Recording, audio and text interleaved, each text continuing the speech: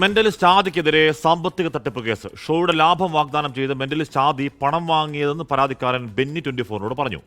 Show കഴിഞ്ഞതിന് ശേഷം പണം നൽകാൻ കഴിയില്ലെന്ന് അറിയിച്ചു. പണം തിരികെ ചോദിച്ചപ്പോൾ ഭീഷണിയും പരിഹാസവും നേരിടേണ്ടി വന്നു. നിയമ പോരാട്ടം തുടരുമെന്നും പ്രവാസി വ്യവസായ ബെന്നി പറയുന്നു. ഷോ ചെയ്യാനുള്ള പൈസകളില്ല, അപ്പം എന്ന് പറഞ്ഞിട്ട് എന്നെ ഏതെങ്കിലും രീതിയിലൊന്ന് ഹെൽപ്പ് ചെയ്യുമെന്ന് ചോദിച്ചു.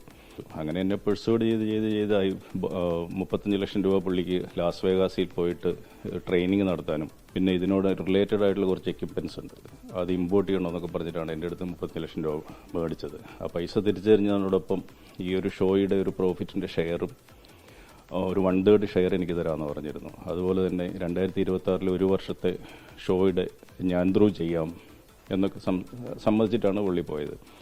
ഷോ കഴിഞ്ഞ് 2 ദിവസത്തിനുള്ളിൽ പൈസ തരാമെന്നാണ് പറഞ്ഞത്. ഷോ കഴിഞ്ഞ് 2-ാം ദിവസം നമ്മൾ മീറ്റിംഗ് കഴിഞ്ഞപ്പോഴത്തേന് ഞാൻ അന്ന് വരെ കണ്ട ഒരു ആദീനെ അല്ല അന്ന് കണ്ടത്. പറഞ്ഞു വന്നു കഴിഞ്ഞപ്പോൾ നിങ്ങൾക്ക് പറ്റെങ്കിലും വാങ്ങിക്കോളാം എന്നുള്ളൊരു ടോണിലേക്ക് വന്നു. റാഫി കിരിമ വാർത്തകളും ചെയ്യുന്നു. റാഫി, ഈ പറയപ്പെടുന്ന പരിപാടി വളരെ ഗംഭീരമായി ഒരുപാട് പേരെ ആകർഷിച്ച് വിജയകരമായി മുന്നോട്ട് പോകുന്ന പരിപാടിയാണ്.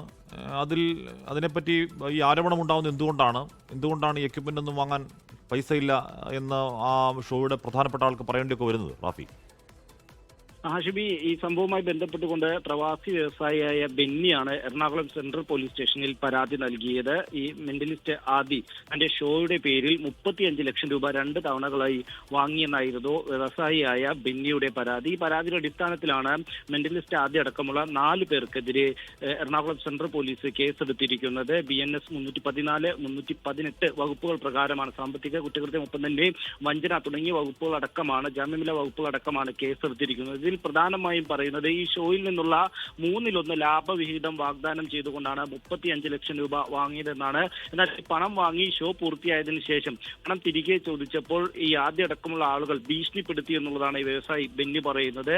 പരിഹാസവും ഭീഷണിയുമായിരുന്നു പിന്നീടുണ്ടായിരുന്നത്. പറ്റുമെങ്കിൽ പണം വാങ്ങൂ എന്ന നിലയിലൊക്കെയുള്ള ഭീഷണി മുന്നോട്ട് വന്നതോടുകൂടിയാണ് പരാതിയുമായി പോലീസിനെ സമീപിച്ചതെന്നുള്ളതാണ് ഈ പരാതിക്കാരനും ഒപ്പം തന്നെ വ്യവസായിയുമായ ബെന്നി പറയുന്നത്. ഒപ്പം ഇതുമായി ബന്ധപ്പെട്ടുകൊണ്ട് സംവിധായകൻ ജീസ്റ്റോ അടക്കമുള്ളവർ കേസിൽ പ്രതികളാണ്. ജീസ്റ്റോ ഈ ഷോയുടെ സംവിധായകനാണ്.